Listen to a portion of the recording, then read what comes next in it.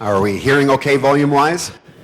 My voice projects without a microphone, so I think what is an intimate dinner table conversation entertains an entire room, so I've got to be careful. Good evening and welcome to this All Candidates Forum focusing on the environment.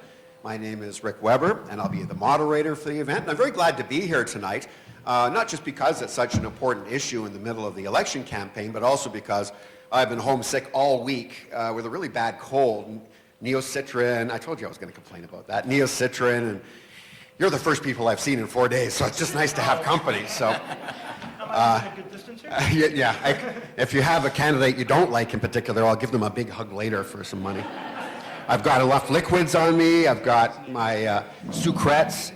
I got my map because I always get lost at UBCO. They change so much every time I'm here. I have my iPhone so I can take a selfie with you guys a little later. But also a way of reminding myself to turn the audio, silence your phone, right? Because we don't want beeps and things going on during the responses. So, 100 Debates on the Environment is a national, nonpartisan initiative spearheaded by GreenPAC, happening in well over 100 ridings across the country during this election campaign.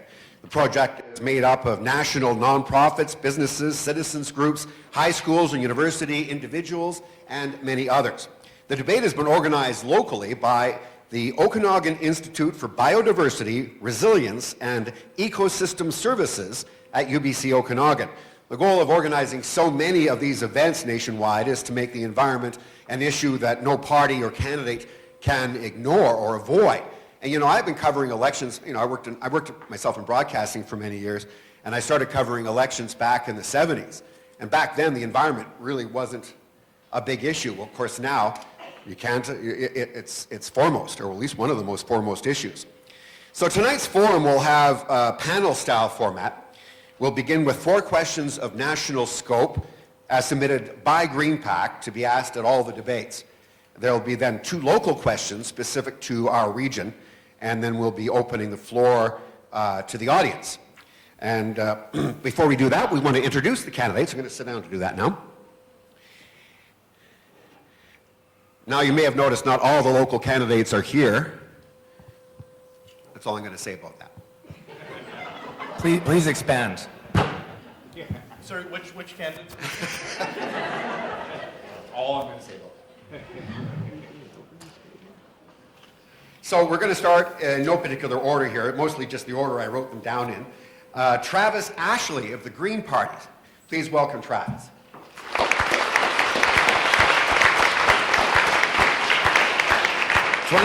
26 years old, believe it or not, a father of 2, resident of Lake Country, a professional chef, and pursuing an environmental science and political science degree part-time. That is a handful. Next, we welcome John Barr, the candidate for the People's Party of Canada. Please welcome John. Now, John, what I could find on the PPC website says Barr is proud to be a son of a World War II veteran and a grandson of a Saskatchewan homesteader. And anything more we want to elaborate on, we'll do it later. Please welcome Stephen Furett, Liberal. Elected as Member of Parliament in 2015, he served in the Air Force for 20 years as a CF-18 fighter pilot. After leaving the Air Force, he became CEO and Director of Business Development for Skytrax Systems and returned to flying in 2012. Next to welcome is Justin Kulik, the candidate for the NDP.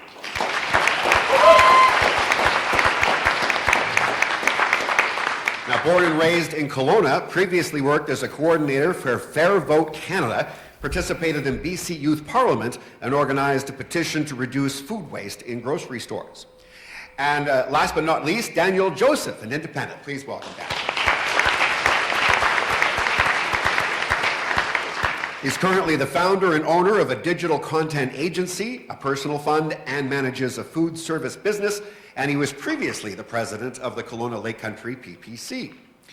So as we begin tonight's questions, due to the amount of ground we want to cover, the candidates' responses will be limited to 1.5 minutes. So this is going to be snappy. And after the 4 national questions have been covered, each candidate will have 1 minute for a rebuttal on whatever they want to of those 4 past questions. Then we'll move on to a couple of questions of local interest with the same format. So we're going to get going with the first questions from GreenPAC. The candidates were informed of these questions ahead of time. And it's hoped the candidates will focus more on what individual MPs would do to help solve these environmental challenges and less on the other party's records. All right, first one deals with climate change. Around the world, we're seeing inspiring examples of leadership to reduce greenhouse gas pollution and accelerate the shift to a green economy. At the same time, we see a ramp up in the effects of climate change and extreme weather events across the country, including wildfires, flooding, and droughts. So the question is, what are the key elements of an action plan that you will advocate for to ensure Canada meets its international obligations to reduce GHG pollution? And we start with Travis Ashley of the Green Party. Okay, thanks. Hi, everybody. Let's not forget that we're sitting here on the unceded territory of the Okanagan-speaking Syilx Nation people. So I got a huge book here, and I got a minute and 30 seconds, and we cover a lot about climate change, so I'm just going to get right to it. I'm going to continue to press for aggressive climate action, rejecting pipelines of bitumen export, removing fossil fuel subsidies from electricity production, investing in critical infrastructure for an improved east-to-west electricity grid, ramping up renewable energy and efficiency underpinned by a carbon fee and dividend pricing scheme to transition Canada to a smart, post-carbon, prosperous economy. Locally, I deal with a lot of agriculture, and I know a lot about what chefs have to go through, and I know that we can do a lot better than wasting $500 million of food locally, just in BC. And I can do better than that. I have a solution for that. That's the word. And also, we have to realize our transportation system is broken, and people need to get from point A to point B in a fast, affordable way that's not, part of national stress, but national pride. Light rail and electric buses. I mean, imagine what a decongested road and ride looks like from West Side over the bridge, right? Just picture this green economy with me and how beautiful it could be and what kind of opportunities we have looking into this. Is that time's up? Already? Okay. Hit it right on the head there. Thank you very much. And now turning to John Barr. In short, I'll say that I'm tired of Canada being second place to the rest of the world. I think the government of Canada is there to protect the interests of Canadians first and the world second. I work up in the north in the oil sands. Our industry has been reviled by celebrities, academics, and other pious virtue-signaling ideologues. I can agree that climate does change, and as it did today, and as it will tomorrow. However, in January, north of Fort McMurray, it's still minus 37, and you still need me to climb a 4-story ladder in the middle of the night to ensure that there's gas for your car, so that Scott, the framer, can go to his job building someone's new house. I can imagine that one possible reason for our international obligations is to choke out the Canadian oil and gas industry and make our workforce dependent on government handouts. If I am elected, I will withdraw from international obligations and instead work to build the economy of Canada, providing jobs for Canadians by pursuing energy self-sufficiency.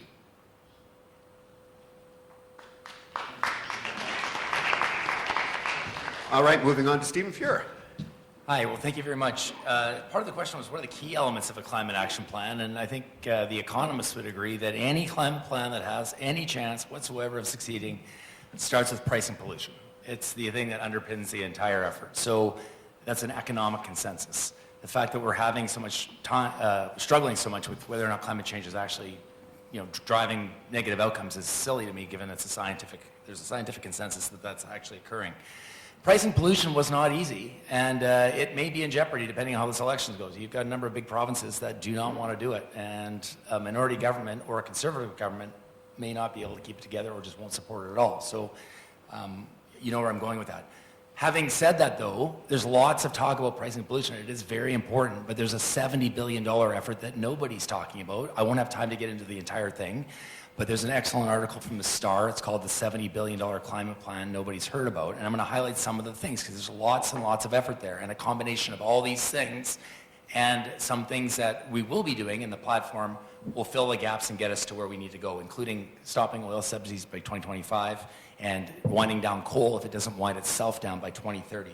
There's $27 billion in green infrastructure over 12 years. There's $30 billion in public transportation over 10 years. There's $2 billion in a low-carbon economy fund over 2 years. There's $1.5 billion in the Oceans Protection Program. There's $1.3 billion in the Nature Legacy Fund, and the list goes on. So there's lots of effort, and we need to keep moving.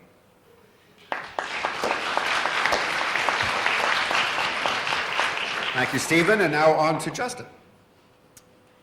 Thank you, and as well, we do need to recognize that we are gathered today on the traditional territories of the Syilx peoples. So as far as our climate plan goes, there are some major aspects that I want to build on what Stephen just mentioned. And he's right, carbon pricing is a major tool, but it is not the only tool. And within that, we need to stop giving 70 to 90% exemptions on carbon pricing to the biggest polluters. That is a major part of our platform. As well, we're not going to buy more pipelines for $4.5 billion, which even the parliamentary budget officer agreed was $1 billion more than it was worth. We're going to stop subsidizing the oil and gas industry as well, but we're going to do it in 2019, not 2025. We are going to enact something that I've been working on personally, which is barring supermarkets from wasting unsold but still good to eat food. And food rotting in landfills contributes quite a bit of methane to the world's emissions, which is far more potent than CO2 in itself. So what we're going to do is we're going to bar supermarkets from wasting unsold but still good to eat food, or at least I'm going to push for it. And instead we're going to require that food go to charities such as food banks. This isn't just an environmental problem, it's a social problem. We're going to kill two birds with one stone, as it may be, or feed two birds with one scone, as some other organizations have liked to say. Thank you.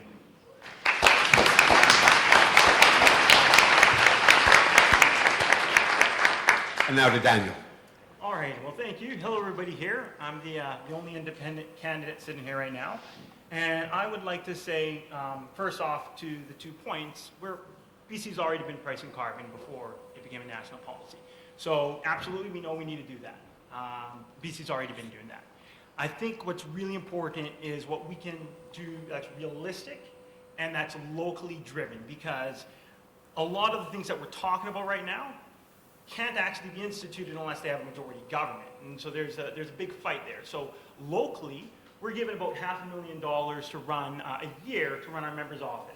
So locally, to me, it's preposterous that we wouldn't have an environmental sustainability officer employed for us locally, taking a look at greenhouse gas emissions and how we're going to reduce them here and hopefully set a standard for the rest of Canada.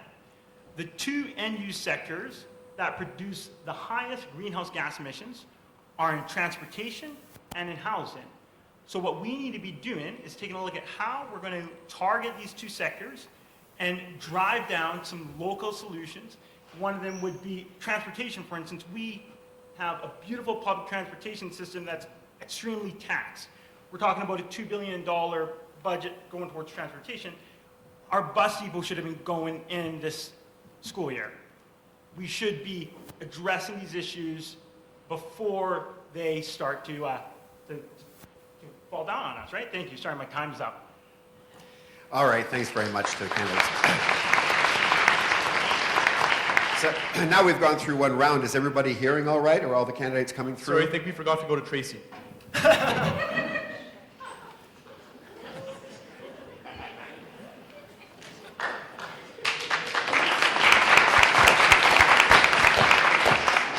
Hey, I may be the only neutral one in this room tonight, so.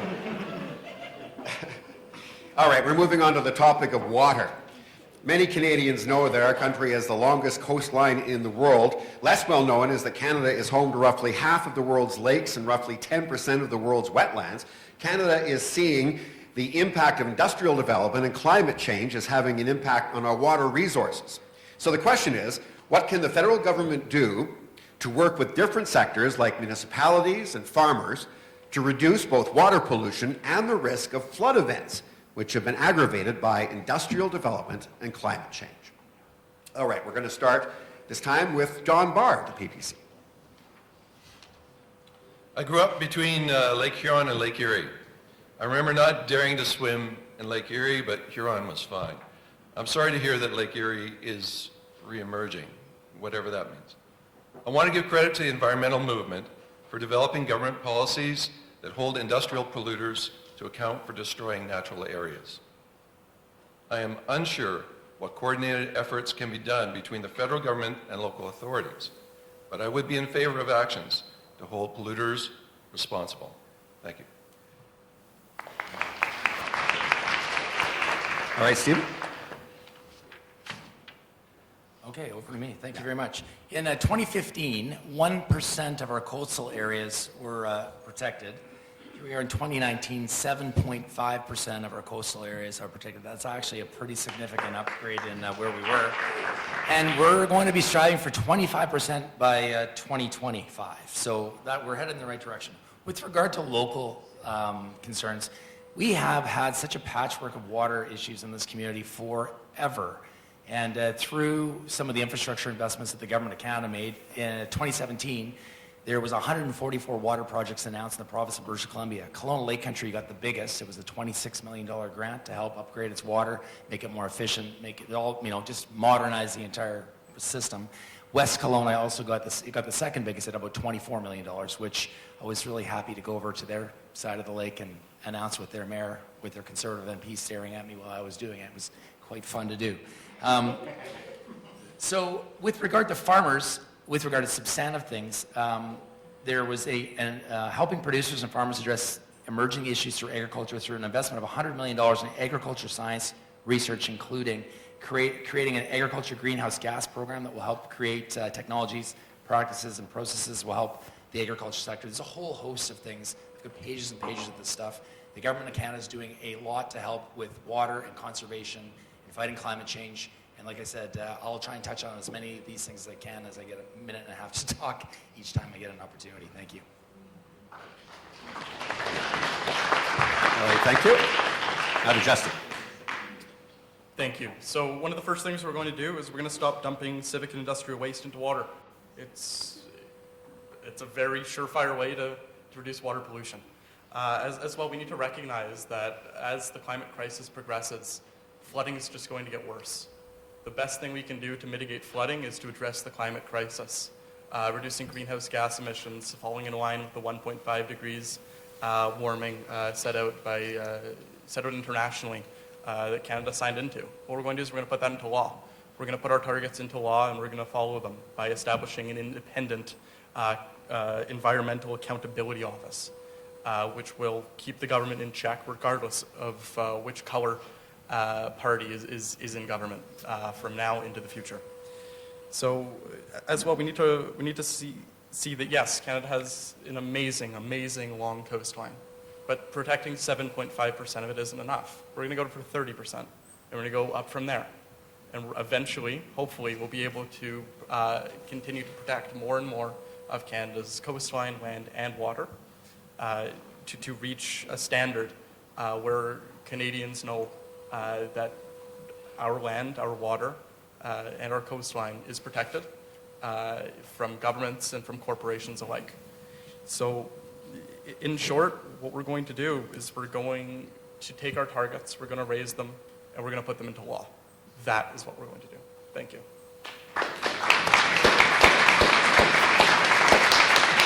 Thank you, Justin. Okay, moving on to Daniel. All right, you guys. So I'm going to quickly comment that even though Tracy isn't here, one of the things that she did when she was at the regional district was fight against the invasive mussel threat that we have here for our lakes. So that was actually really a big bonus.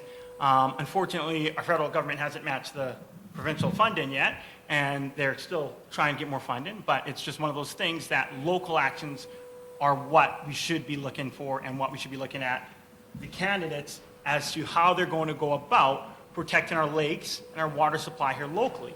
As Stephen Furr had pointed out, it is a patchwork system. We've got 4 different water suppliers here in Kelowna. We've got a patchwork of private and public suppliers in Lake Country. It's going to take a lot of work, and it's definitely more work than a parliamentarian can take on himself while still fulfilling his obligations as a parliamentarian. So for me, I've ran and Stephen for here has as well, we've ran offices before, we know how to manage a budget. We should be taking a look at that member's office budget that we have, making sure that we have the right support in our office so that we can actually provide cohesive support to all of the different entities here locally, so we can take a look at what infrastructure concerns they have, what projects they are working on, and how we're able to leverage the federal government to help them. And again, we should be focusing on what the individual candidates can do here on a local level so that we can set the framework for the rest of Canada to follow suit. All right, you hit the nail on the head there, time-wise. And way down the other end of the table there, Travis. Awesome. So I think the first thing that we have to address is that water is the elixir of life. It makes everything possible. So we have to protect as much as we can. And we have to make sure that it is a fundamental right to clean water that's enshrined in our human rights. And we will do that as the Greens. And we'll also properly address the invasive species like the mussel issue in our lakes, and the Greens will do that. So there's an issue here with the Navigable Water Protections Act, because currently there's 32,000 lakes in Canada, and 100 of those lakes are protected. So we're going to scrap that. We need to protect all of our lakes and our clean drinking water. I mean, never mind what happens to our coast when one tanker decides to go over with bitumen exploration or LNG. We have to stop that because, I mean, just the tanker traffic alone is killing our whales. Let's look at what's actually happening, you know, within our own borders. Doesn't matter about incrementalism anymore. That will be the end of action. We have to look to the future. Like the scientist says, we have a small window of opportunity, and that's exactly what that is, a window of opportunity. Now let's do something about that and create real action and real change, and not frack and destroy our local water systems and underground water systems and create methane. And fracking, that's something we're also going to do, is we're going to ban that, because all water systems are connected throughout Canada. We have to realize that as well. So another thing we're going to do is, you know, other than the fact that 90% of Canada, oh, time's up. Thanks.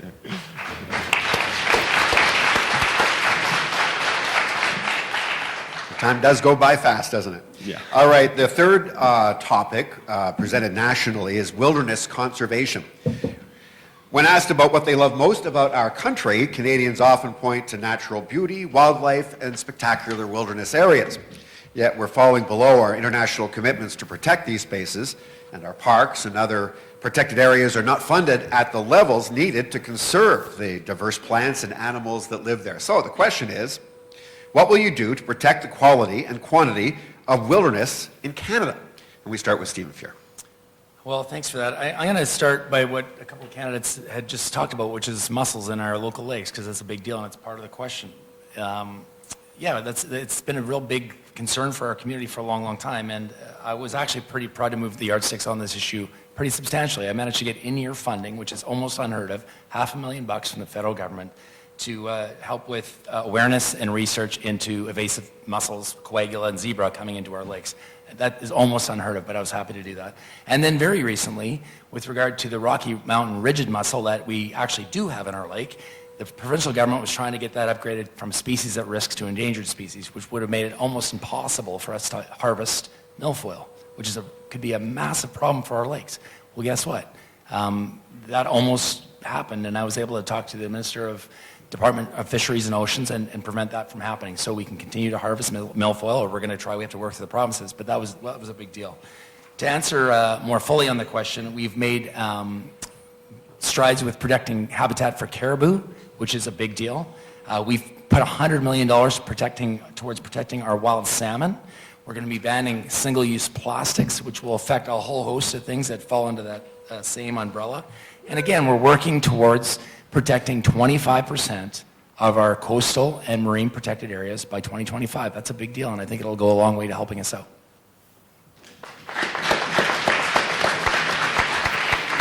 Thank you. All right, Justin. Thank you.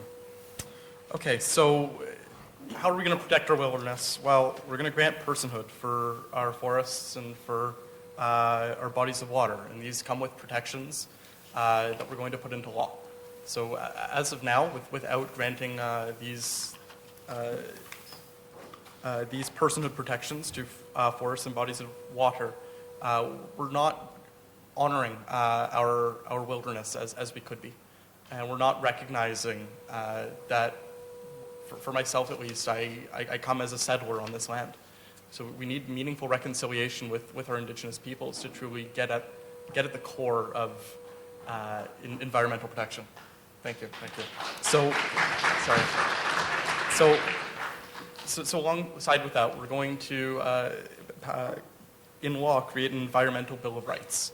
So I'll talk about this a little bit more in the next question, but this is something that was sponsored by Linda Duncan, who's the NDP Member of Parliament for Edmonton Strathcona. And she brought a private member's bill, C-438, which would create an environmental bill of rights. And it was shot down by the Liberals and Conservatives. So what we're going to do is we're going to bring that back. We're going to create an environmental bill of rights, and we're going to put it into law. Thank you.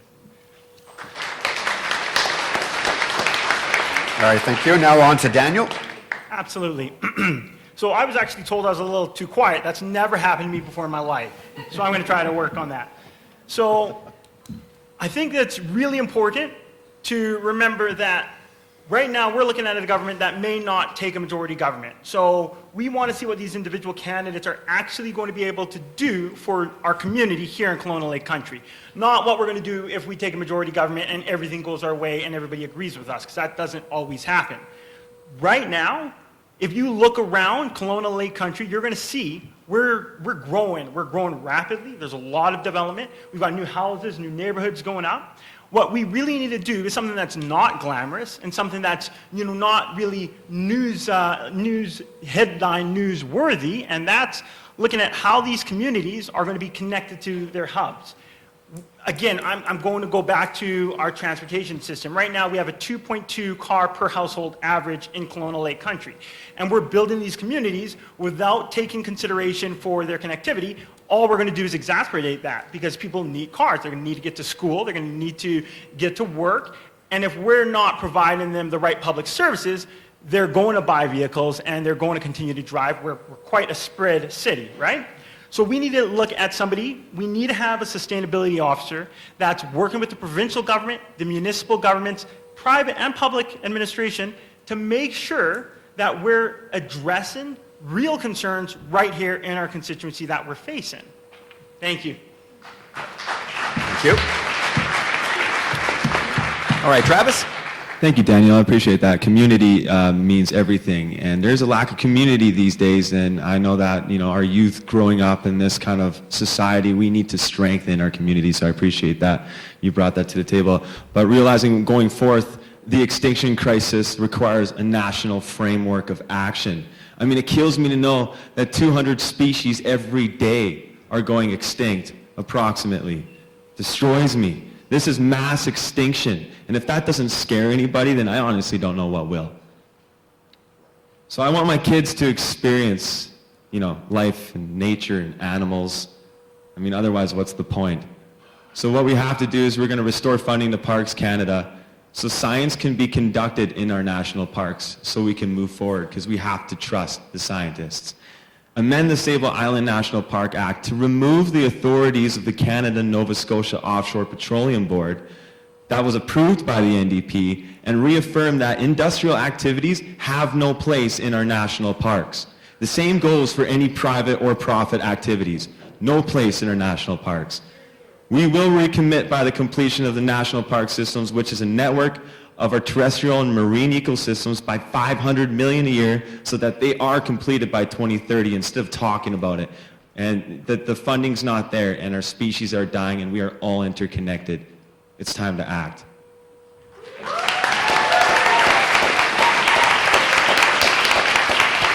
All right, thank you, Travis. Now to John Barr.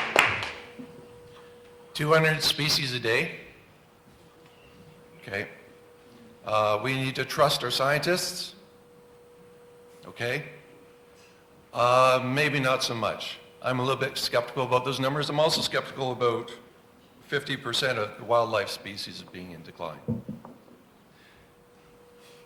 I will consult, to answer the question, what will you do to protect the quality and quantity of wilderness in Canada? Also, it mentions also in here about international commitments. I will support Canadian commitments and Canadian homegrown solutions. I will consult with local conservation authorities, sportsmen, and naturalists. Beyond that, I really don't know enough about the subject to answer intelligently on that, beyond that. Thank you. All right, moving on now to our final question of national scope. It deals with pollution and toxic substances.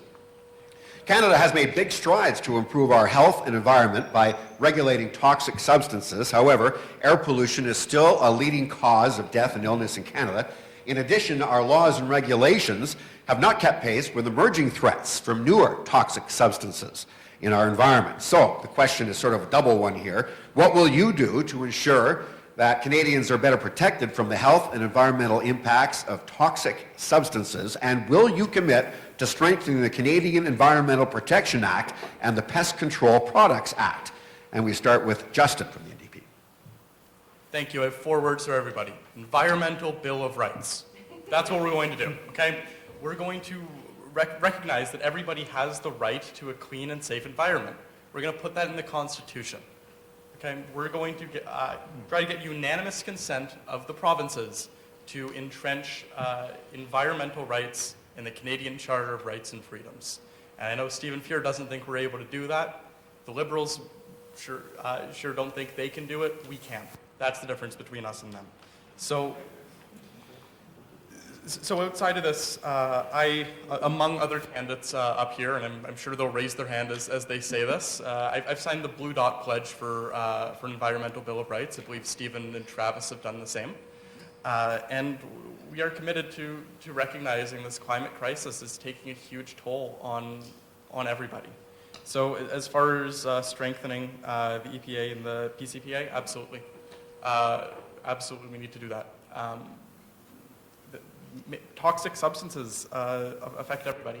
Our air quality affects everybody. In Kelowna specifically even, over the last couple of summers, we were told the air wasn't at a high enough quality to breathe. We're told to stay inside. How are we going to fix that? I don't know. I don't know how we're going to be able to take such a big problem that has taken years to develop, decades to develop, and fix it. So all we're going to do is we're going to try to mitigate it. We're going to reduce our GHG emissions to first off make sure it doesn't get worse, Okay. and then work from there. Thank you. Thank you.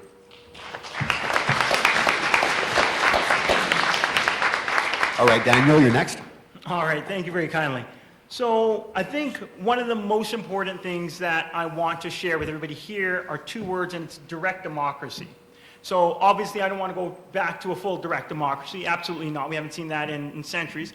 But what we really need to do, and what we have the technology to do, is start including our constituents a little bit more in our policy making. Because we're talking about the Canadian Environmental Protection Act. Absolutely, I'm hands down. We have some of the weakest regulations in the Western world. So I'm hands down, I want to strengthen it. But what we need to be doing is making sure that we're engaging our constituents. We've got so many different methods and forms to reach out, pull in their opinions, pull in their thoughts and perspectives, and really have them help us go to Ottawa saying, this is what we need to do. I'm not the smartest person in this room by a long shot. I know there are so many brilliant people here. There are so many brilliant people in this university, professors, and what we really need to be doing is getting them together, working with us, working with our office, and not saying, hey, this is the best way to move forward, because none of us here should be able to claim brilliance, because I would say that the best thing to do is work with more of a direct democracy and pull in people into our plan and our policy making, okay? And what's really important to me is making sure that we're actually working locally and not just throwing the blame onto the federal government, saying, well, the federal government's having a hard time getting the carbon tax, they're not going to get anything else going through. We need to start figuring out what we're doing and what we're bringing to Ottawa. Sorry, time's up for me. That's right, thanks. Thank you. Thank you very much. Just before we move on, just so we know, could the smartest person in the room put up their hand, just so we know? Over there, all right. There she is. All right. It's Tracy, actually, but she couldn't be here. All right, we're moving on to Travis here with the question about toxic substances. So I just, this got brought to my attention by a Green supporter constituent, and we did a little bit of digging to find out that they're still spraying Roundup around Kelowna. Who thought Roundup was illegal in Kelowna? Yeah, so did I. Apparently, they're actually giving individual contracts to landscapers to spray this stuff around our kids' communities, our parks, H2O Center. That's, I'm going to make sure that never happens again if you make me MP. The legacy of secrecy around chemicals is crazy. I mean, it's so cancer-causing, and there's so many areas in which it comes into our lives.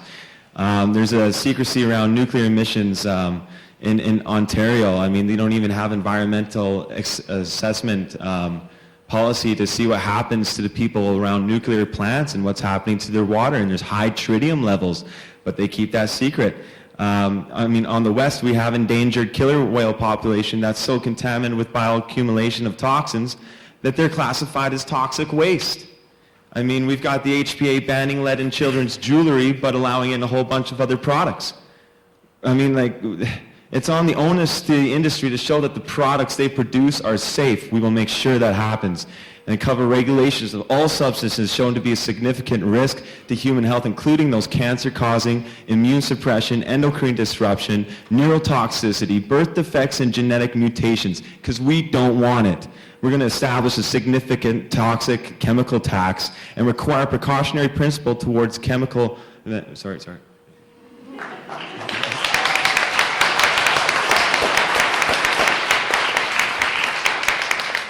It's Carolina, right?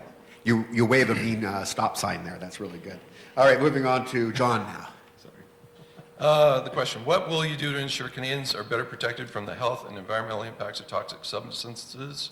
Will you commit to strengthening the Canadian Environmental Protection Act and the Pest Controls Product Act? My father, in World War II, was a part of the RCF group that rescued the survivors of the Nazis' concentration camp at Belsen. My dad didn't talk about his experience, but as a result, he developed chronic asthma from the cleanup effort. 3 years ago, I found that I was exposed to ceramic fibers used to insulate boilers. When I got home, I lined up some lung x-rays to document any effects that may develop in my future.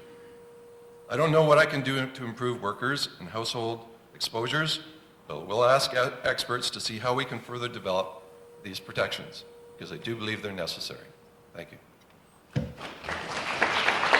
Thank you, John. And now, Stephen. A couple of things I learned about politics over the last 4 years is that progressive people, I would consider progressive conservative, that is no longer really represented right now, liberals, NDP, Greens, kind of have the same vision for this country. They want low carbon, knowledge base, they care about the planet, they want action on climate, and they understand that the more Canadians that have opportunity to contribute to our society, the better off we're all going to be. We just disagree on how we're going to get there, the speed and route that we're going to get, but we still think we're going to sail to the same destination. What the Conservative Party thinks is completely different, and that's a whole other discussion. Maybe we'll get to the other thing. But my point is, when my friend Justin, who I have a lot of respect for, says that we're just going to change the Constitution as an answer or a solution, isn't really that viable. Changing the Constitution is not an easy process.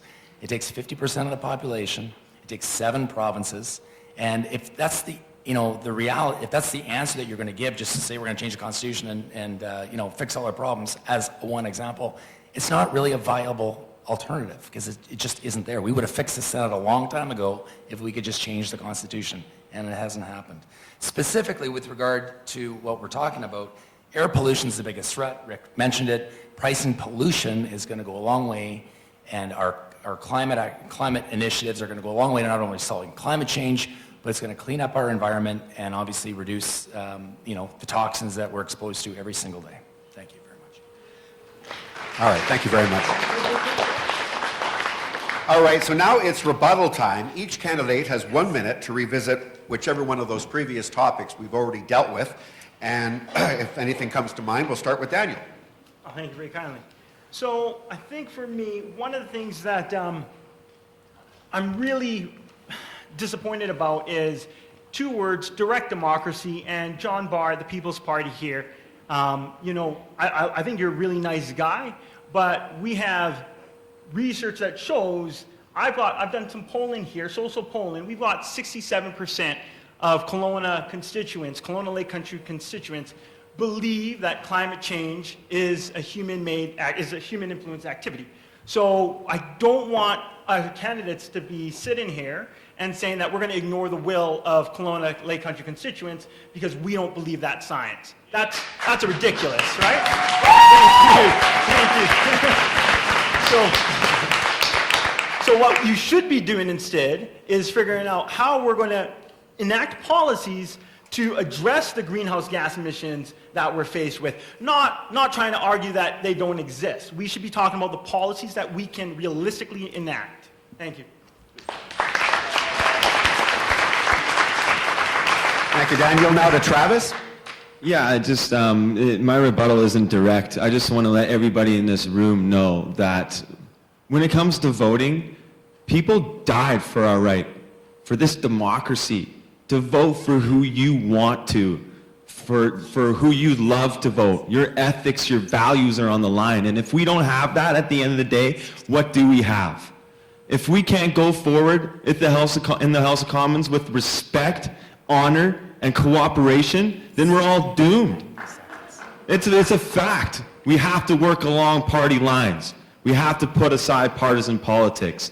Don't let anyone ever tell you who to vote for and why to not vote for this person, not let this person come in, whatever. Doesn't matter. This is your right to vote. You vote for who you want to. That's their democratic right. People fought and died for that. And I will make sure that I'm here to fight for my kids. And that's the primary reason I'm here. Thank you. All right, moving now to John. I'll just address the idea of denying climate change, because I've heard it on the radio that our party does that. Let me read directly from the PPC policy. It's an undisputed fact that the world's climate has always changed and will continue to change. Until 12,000 years ago, much of Canada was under ice, and it's thanks to natural climate change that we can live here today. There is, however, no scientific consensus on the theory that CO2 produced by human activity guys, is causing dangerous global warming today, or it will in the future.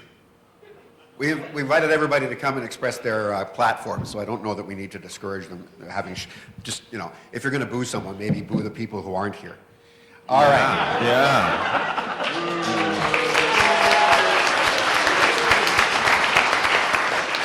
All right, Stephen.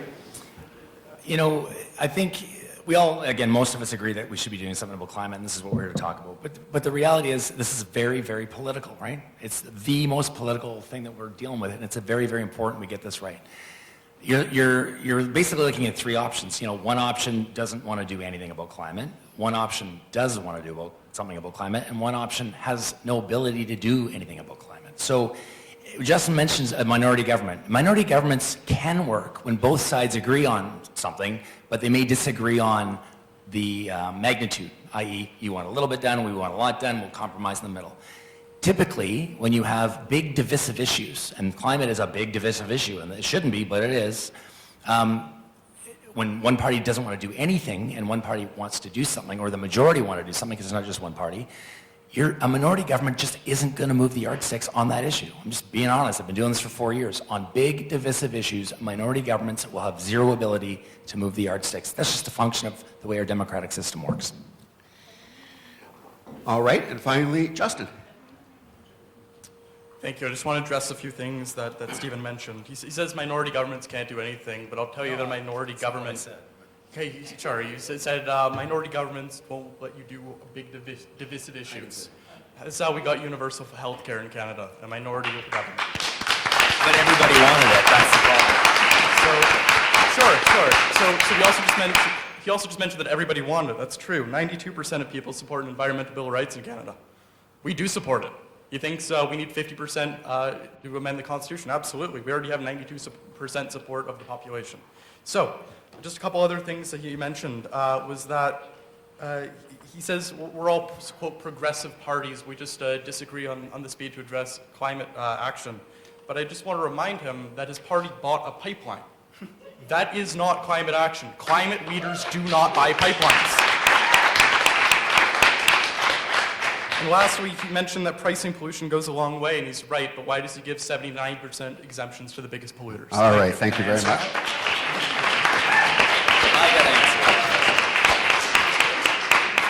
All right, I'd like to thank the candidates on on the constructive and thoughtful answers that they've done so far on the 4 national questions. And as a broadcaster, I'm always impressed when people manage to hit their time cues. That's the hardest part of broadcasting. So you guys are doing really well. Now on to the 2 pre-posed questions with a more local emphasis. The first deals with wildfires.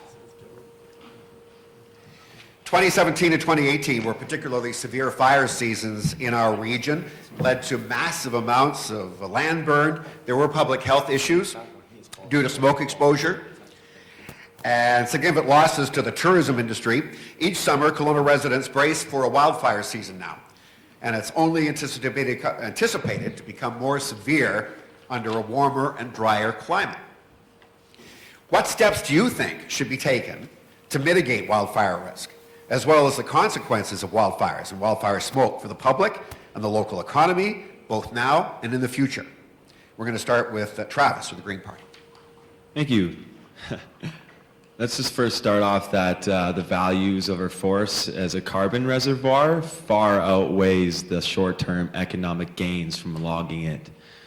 You know, I lived in Falkland growing up, and man, I heard that southern caribou herd in the mountains. They're extinct now. The thing is we put ourselves in this position. We've lost thousands of jobs in the forestry sector because of our mismanagement of our human activity. You know, people say that, oh, the stumpage fees are too high. No, man, they were too low to begin with. We have to stop shipping raw materials to the rest of the world and be a resource colony. We got to take control of our resources and create value-added products as Economics 101. We have to put more emphasis on us as Canadians. Take back the market and protect our workers and work with Indigenous across the line. Actual federal partners. That's the only way that we're not going to have mismanagement of our resources. So, I mean, let's just say, you know, tourism is the best thing we have here in Kelowna Lake Country, and the only way that we can stop that going down the hill is by looking at our forests and realizing there's better ways to manage them. Thank you. All right, thank you. And now, John?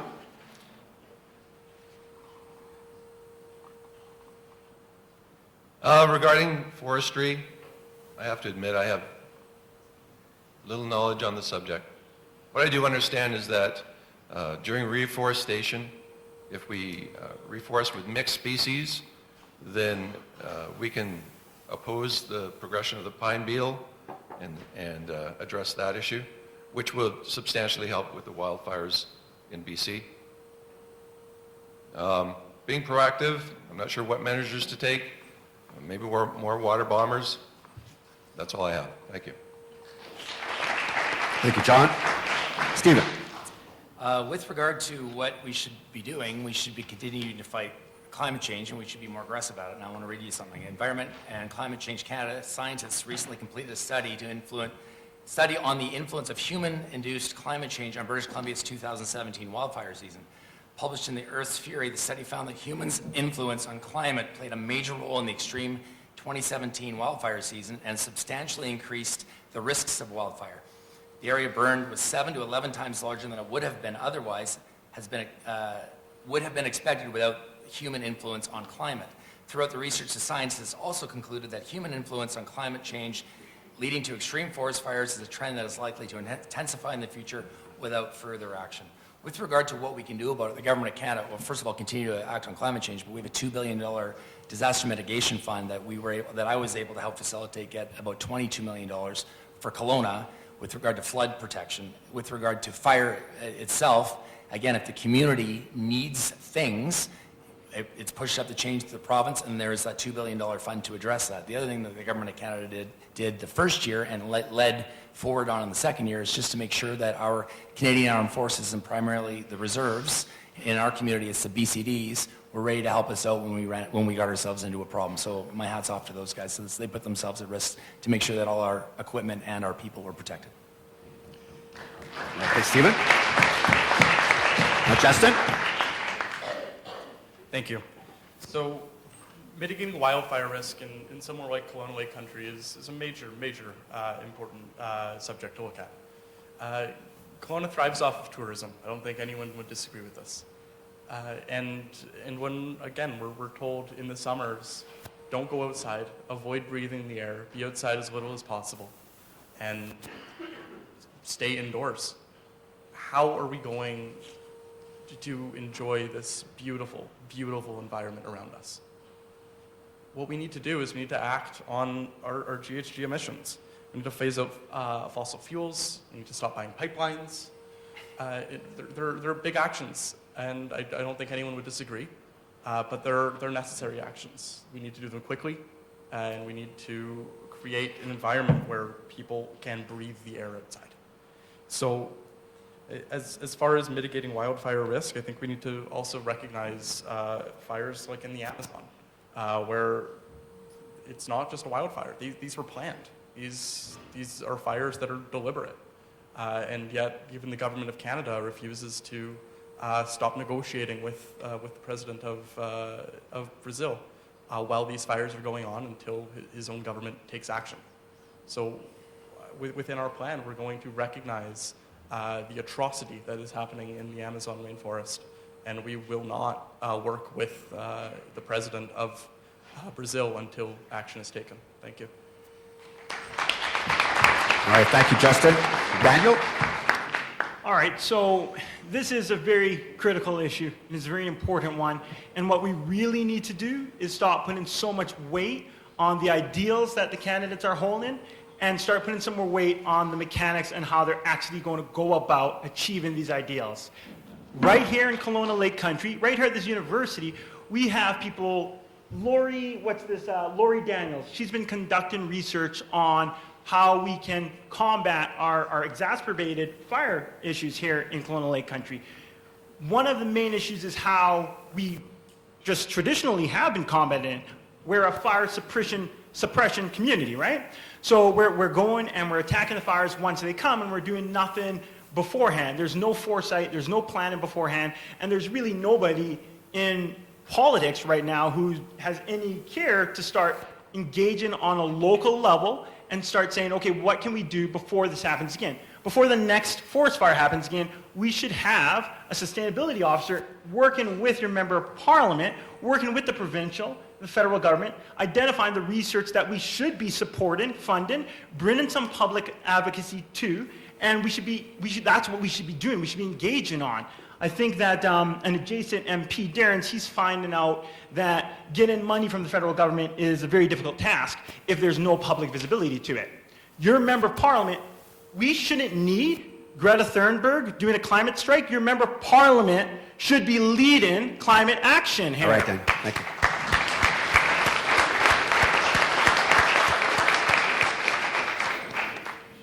All right, we have just one more pre-posed question to go, and then it'll be your guys' turn. So start thinking of a question you might like to ask the candidates. They're going to be here at your disposal in just a few minutes. So the final local question that's pre-posed is regarding salmon. Salmon are crucial to the culture, environment, and economy of local First Nations, the Okanagan, British Columbia. But Fisheries and Oceans Canada released a report this year saying that salmon species are experiencing declines across the province. And according to this report, the trend is linked to multiple factors, including salmon spawning and rearing locations, warming water trends, ecosystem changes, freshwater habitat alteration, salmon traits, and more. What should be done to ensure the health and protection of salmon populations in Canada? And we start with John Barr. Again, salmon and other species need protection from federal agency. I would ask for the recommendations. My question is, what should be done to ensure the working poor of Canada are protected from climate change alarmists? I suspect that the majority of these solutions will fall on the backs of working class Canadians as tax increases or job losses. In turn, these financial pressures will increase addictions, violent crimes, and other social problems. We need to protect our environment, but we can do this while protecting and growing our economy. All right, thank you. Now we move on to Stephen. There's a program called the Oceans Protection Plan. It's a $1.5 billion program that's been in play now for a couple of years. It's there specifically just to help the coastlines with regard to pollution and spill cleanup response and all sorts of things. It's a long list of things. You can look into it to see what's all in there. I don't have the time to go through it all. There's been $150 million earmarked to help salmon, and there's all sorts of reasons why that resource is very, very important for anything from the killer whales to indigenous communities, all the way up the food stream, right up to Adams River here, that's very close to our community. And a big platform promise that just came out that's pretty controversial, and there's already pushback on it, but it's going to be hard to get there, but we're committed to doing it, is to stop nets or open containment and go to closed containment and bring all that stuff that you see down on the coast up into the inland. So that's going to solve a whole bunch of problems. All right, thank you. Justin? Thank you. So I just want to talk about a little bit of something that's been championed by Bob Chamberlain, who's our candidate down in Nanaimo Ladysmith. So he is also an Indigenous chief, so he's been very, very committed to protecting our salmon populations. So he wrote a little article a while ago, back in April, regarding a decision by the federal court, which ruled against the Ministries of Fisheries and Oceans and disallowed putting Atlantic salmon smolts infected with the Piscine othoriovirus into open net fish farms. So, and the purpose of this was to save our wild Pacific salmon from a disease that's as deadly to them as smallpox is to people. But the minister didn't listen to the court. Instead, he ignored the science and decided to just adjust what is the risk threshold and continue the policy that put fish in harm's way. So Bob sums it up by saying it takes more than cherry picking and photo ops, which I quite like. And what Bob has done is he's drafted a fish farm monitoring plan, which is something that we would implement alongside UNDRIP as part of our plan to protect our wild salmon stocks. So it is a major problem down in the coast as well as even here in the interior. So what Bob has been championing, as well as Grand Chief Stuart Phillip, his wife running in Cawson, is implementing these plans. All right, thank you.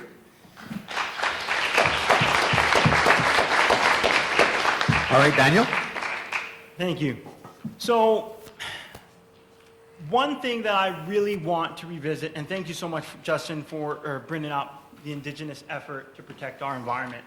Again, we need to stop just legislating down. We really do. We need more of a direct democracy where we're bringing the recommendations to Ottawa and where we're engaging locally with our constituents. And really, we need to be pulling the Indigenous people into our policy making and into our administration. Because what's really frustrating is, thank you kindly, what really frustrates me is not only the discrimination that I faced growing up, but when I look at some of the issues that we're trying to tackle, whether it's salmon, whether it's wildfires here in Colonial Lake Country, we have generations of Indigenous people who are coming to us saying, hey, we've got some ideas, we've got some solutions, we know what to do, and instead of listening, engaging, instead we're saying, well, let's just, what's another solution? Let's legislate down. That doesn't make sense to me. Our local office, our local parliamentarian, should be engaging with the Indigenous community and saying, this is what we need to do. We should be bringing that policy to Ottawa and not the other way around. We shouldn't be sitting here saying, well, we'll see what Ottawa sends us some money here, send us some money here, we're going to suppress that fire there. That doesn't make any sense. We need to bring in the Indigenous voice.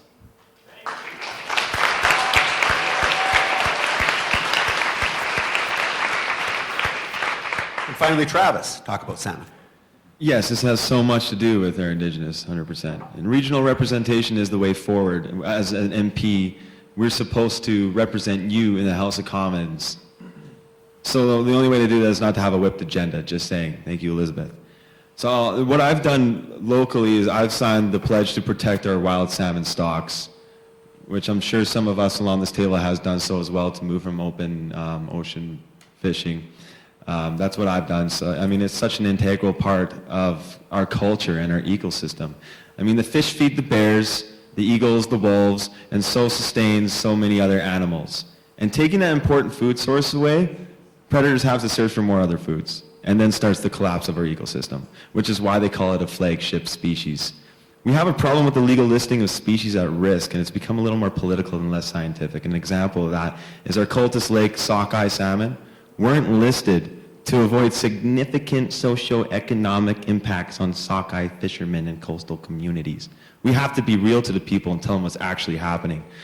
It's just like the forestry sector, how the ecological disaster and collapse of the Atlantic cod fishery was a result of federal government mismanagement, which saw the loss of 30,000 jobs in the fishing industry. We have an excessive amount of fishing licenses and more real sophisticated fishing locating technologies. The thing is, it's pretty easy to find fish nowadays and overfish it. Adam Olson and the provincial Greens are leading the way to stop this crisis.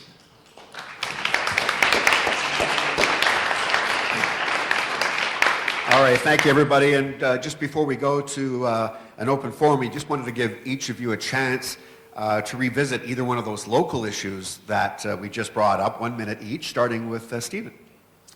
Well, my friend down here at the end, Daniel, was implying or indicating that there's no, from the bottom up engagement with First Nations, and that certainly hasn't been my experience living here. We don't in Colonial Lake Country, the riding, we don't have a First Nations band per se directly. OKIB has territory in our riding, and West Bank might have a little bit of territory in the riding, but those two organizations are actually not officially located in this riding. But I do deal, especially with OKB, on a number of things, and I've worked very, very closely with the chief to ensure that they get what they need. And I've met with him on countless times, both in my office in Kelowna and in Ottawa. And there's been some good progress on some files and some tough going on others. But I mean, if you were to run into him, I think he'd probably agree that I've always been there to listen to him, and I've done a very good job at advocating for OKIB. All right, Justin? Thank you. I just want to touch on something that Stephen just mentioned, that's that there are no Indigenous people's land claims in Colonial Lake Country. Okay, sure. You said there are no bans in Colonial Lake. Yeah. Stephen. Well, what I would say instead is he has it backwards. There's no territory in the riding. This riding is in territory. It is the other way around. So as well, I just want to touch on something that Travis mentioned in his last comments, and that was about the Green Party not whipping votes. And for those of you who don't know, that just means that a party leader designating someone known as a whip to require members of that party to vote in line with that party's position. So all I would argue is how could a party actually commit to fulfilling a platform and implementing a platform if its own members won't commit to supporting it? You can't. Stephen obviously agrees with me on that, and it is not possible to implement a platform without your members agreeing to implement it. Okay, thank you, Justin. Daniel? Thank you very kindly. So when it comes to the two local issues we were talking about, salmon and our forest fires, it's critical. I know Stephen here said, hey, look, I engage with the First Nations communities, etc. But if you look, and every one of you have a phone, you have Google, you can fact check everything here, you will see that Indigenous people have been very vocal about how we should be addressing our wildfires and how we should be addressing our salmon industry. They're very vocal about that. And instead, what we see is a skewered forest management system. And we have a very poor forest management system. It's, it can use a lot of work, but what we really need is a local leader, and hopefully we can find that in our parliamentarian, to step up and say, hey, these are the flaws in our forestry management system. These are some of the recommendations that the Indigenous people are bringing forward, and these are ways that we can make it better. We need to be the ones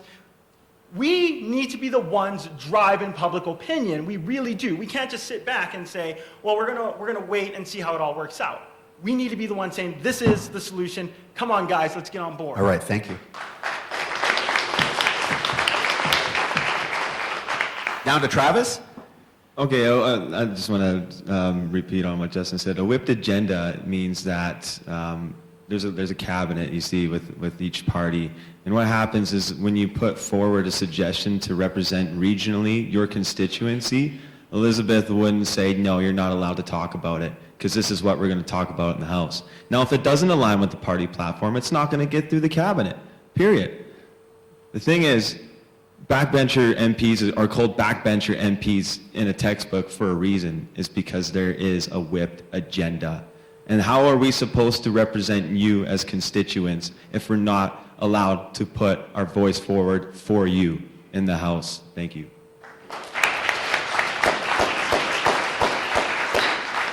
And John.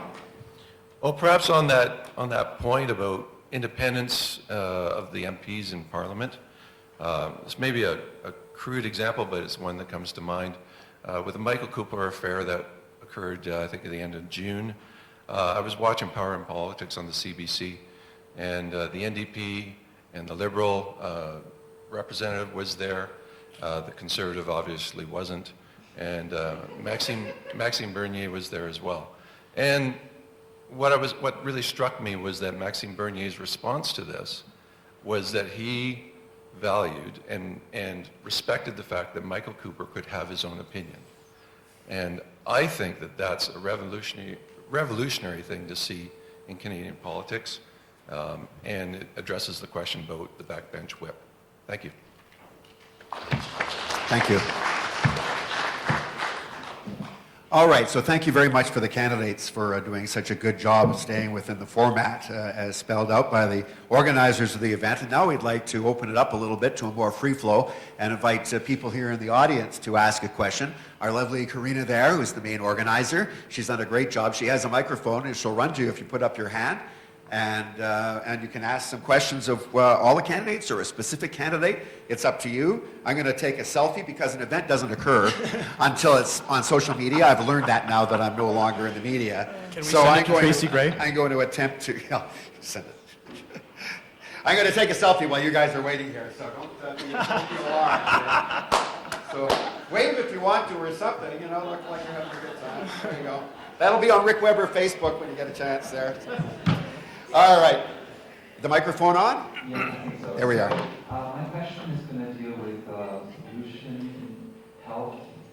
If you go to the American Lung Association, you can see the results of 700 studies on this, leading to things like onset of childhood asthma, impaired lung function, premature death, and death from cardiovascular disease and cardiovascular morbidity. So we have a health and environmental disaster in Kelowna that we use every day. It's called a highway. And the reason that we have that, the reason we're exposing children to disease, the reason we're exposing older people to dementia, is because we have nobody doing anything about it. I'd like to know from the candidates and about your parties, which one of you is ready to, as soon as you get to Parliament, to push for federal money to help Kelowna solve its terrible, terrible transit problem? Nobody. People are struggling every day because they have to pay for gas, they have to pay for insurance. There's no way for them to get to their work. It's a disgrace. All right. Who would like to tackle it first? We're open. All right. I would love to answer that question.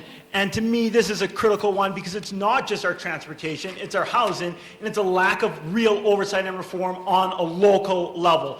Day one in the office, we need an environmental sustainability officer that's able to take all of these. We've got a list of issues that we have to tackle. We need to take them all, put them on a wall, and start tackling them on day one. We need to be bringing public visibility to the federal government so that we can bring money into our constituency to address these concerns. We need the federal government to be partnering with the province and the municipality and getting that bus depot here. We need to be addressing co-housing, shared housing right here in Kelowna Lake Country and not just talking about it or talking about all the great things our federal government's going to do. We need to start doing it. Absolutely. Okay, thank you, Daniel. Anybody else in the panel want to? Okay, go ahead.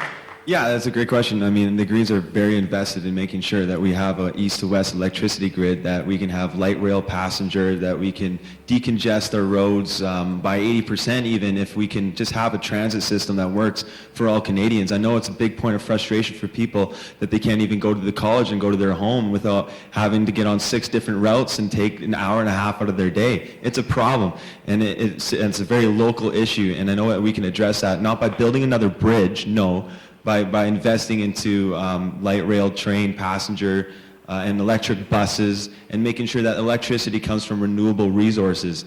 That's what the Greens are going to do. Thank you. Thank you, Travis. Stephen, you put up your hand? Yeah, I think it's important to recognize or understand that the issue that we're talking about is driven from the bottom up. So it's municipal, provincial, federal. The federal government doesn't typically drill into communities and tell them how they're going to, drive their urban planning. I will point out that, as I said in the beginning, $28.7 billion is put towards public transportation infrastructure over 10 years, which is a significant amount of money. It's $180 billion over 20 years for all these sorts of things. But the solutions come from the ground up. This country's massive. Every community is different. I appreciate what you're saying because I have to commute across this town a lot myself. But the solutions on what specifically we do here is driven by the municipality in partnership with the province. All right, thank you, Stephen. And Justin, you had your hand up. Thank you. Public transit keeps cities and towns moving. And we know that public transit means good jobs, stronger, healthier communities, and it's frustrating when people can't rely on it. So as far as something like Greyhound with their route cancellations, we're gonna step up and make sure that communities that were abandoned by that get the services they need, especially up in the north. Here we're lucky to have other companies step in, but some just don't. As well, we're going to modernize and expand public transit through permanent direct funding to municipalities. We're going to scale up green zero-emission transit projects with buses and electric trains. And we're going to work with cities and towns to electrify transit fleets entirely by 2030. Thank you. All right, thank you. John, did you want to comment? Yeah, thank you. I want to agree with Stephen regarding the jurisdictions, and the federal, provincial, and municipal jurisdictions. So it's a complex issue. I'm not sure what federal can do other than Maxime Bernier's plan for a flat 15% or 10% tax under 100,000 and 15% over 100,000 to help you have more money to decide how you're going to spend it. All right, we have another question from the audience. Hi. This question is addressed to all the candidates who accept the reality of human-caused climate change, which is not even up for discussion. Really, there's a scientific consensus around it, period. And that is to say that according to the IPCC report of 2019, we essentially have 18 months to turn things around to prevent runaway climate change. I want to know, what is your party going to do in the next 18 months to radically cut our carbon emissions? All right, who wants to tackle that first? I'll do that. We have to stop subsidizing fossil fuels right away.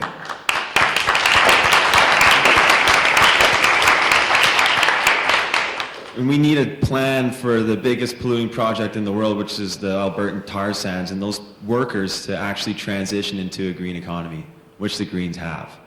Now, these are a lot of transferable skills that we can train them and pay for that, so they're not worried about losing their jobs. Besides, it's a precarious workplace anyway. They come there for 4 years, they lose their job, they go back for 4 years, lose their job again. They've got truck payments and house payments. The pathway to a prosperous economy is something beautiful because we're keeping fathers at home. It's community-based. We're strengthening households and communities, and that's the biggest underpin of democracy is healthy society, is to keep communities happy and in tune with each other and building a society where we're all working towards something together inclusively, and that togetherness is lacking these days. So we need that implementation. Even just starting a garden in your backyard, that's a backyard revolution. Let's talk about creating organic initiatives for people to come around and sell local products and build our local community and economy just like that. It's just simple things like that we can start tomorrow that will bring everybody together and take us away from this crisis. And 18 months is a very stark measure. I've got kids. I can't lose hope. I always can't lose hope. That's why. That's why I'm here. Thanks, everybody. All right, thank you, Travis. Stephen.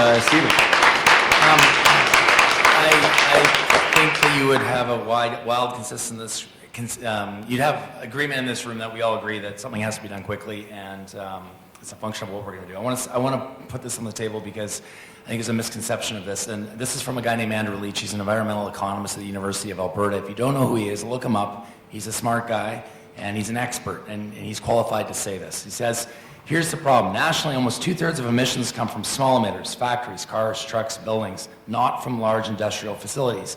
In some provinces, that share is as high as 90%.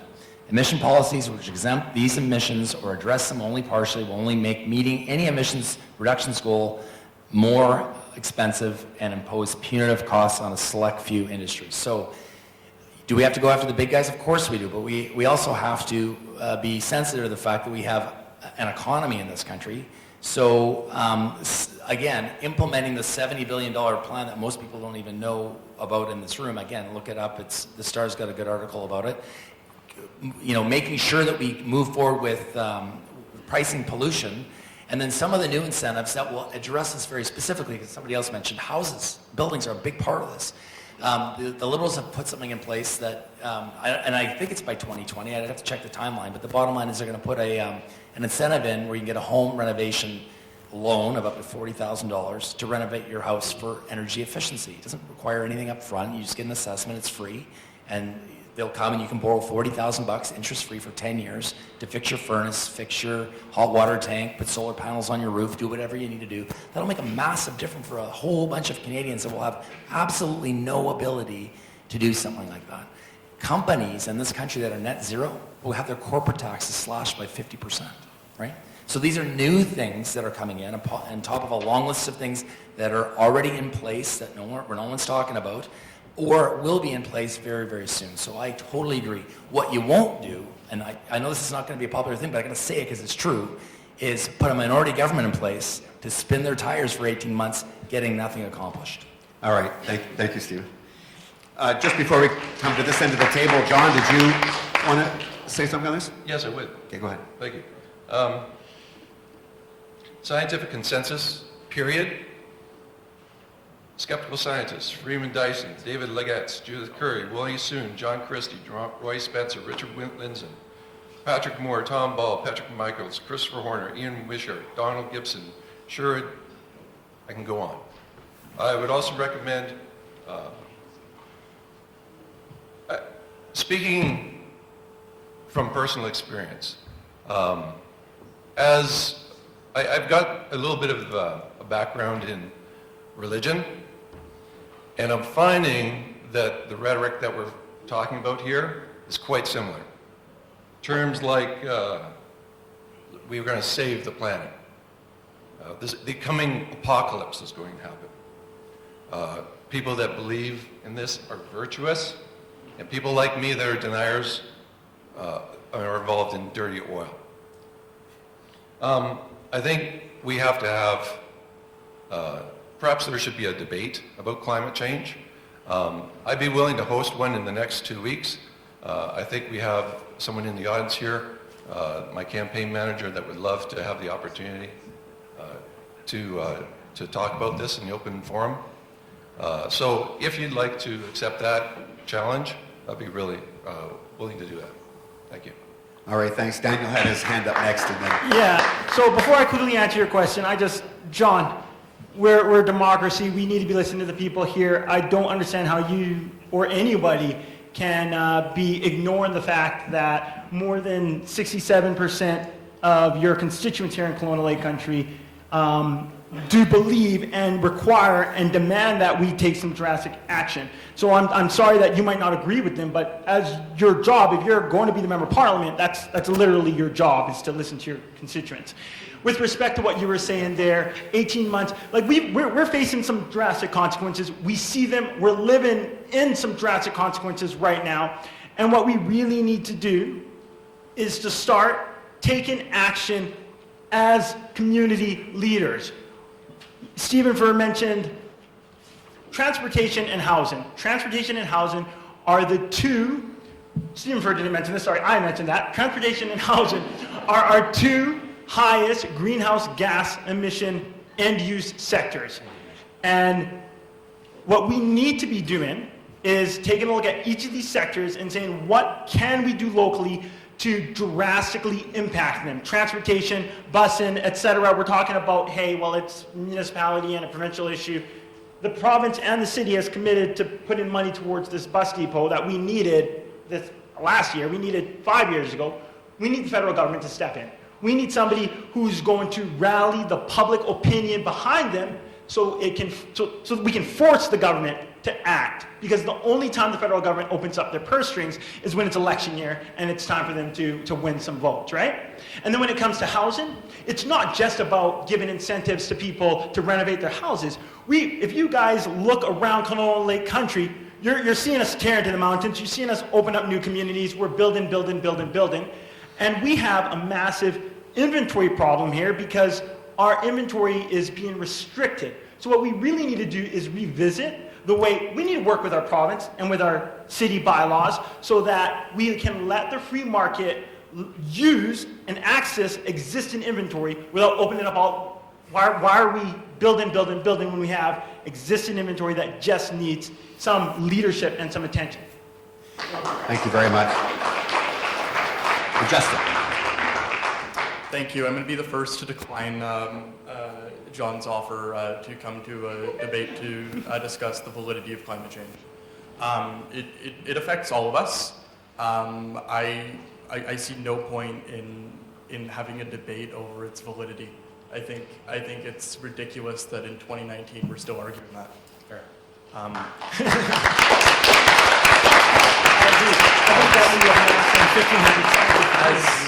As of today goes, we can thrive in a low-carbon future, but we need to make the right choices today. The time for action is not tomorrow. The time for action isn't next year. The time for action is now. So as far as what we can do in the next 18 months, whatever it takes, that is my promise to you. If elected, I will do whatever it takes to ensure we do not exceed that 1.5 degrees limit set out by the IPCC. So that being said, we need to recognize that our Paris targets as of now are not in line with what they need to be. So these targets were first adopted by Stephen Harper. They're kept by the Liberal government now. And the Liberals' own government has announced they're not on track to hit those targets. You have, yes. No. So moving forward, not only do we need to have concrete plans to address these targets, we need to raise them too. We need to raise these targets in line to keep global temperature rise to 1.5 degrees Celsius. We're going to electrify public transit. We're going to invest in retrofitting homes. We're going to do whatever it takes. We're going to keep oil in the ground. We're not going to buy more pipelines. Thank you.